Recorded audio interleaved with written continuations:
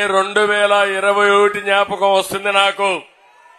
జ్ఞాపకం ఉందా తమ్ముళ్ళు? మీ అందరికీ అడుగుతున్నా.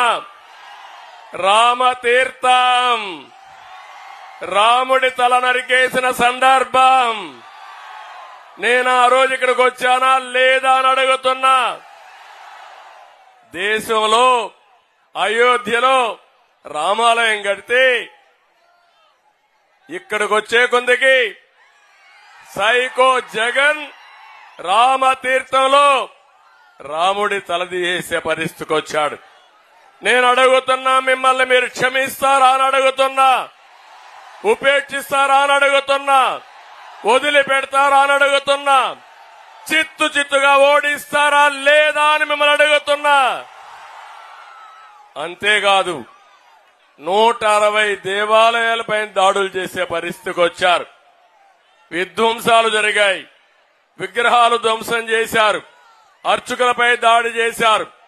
ఎప్పుడు కూడా తెలుగుదేశం పార్టీ హయాంలో ఎక్కడ కూడా ప్రార్థనాలయాలపైన దాడి జరగలేదు.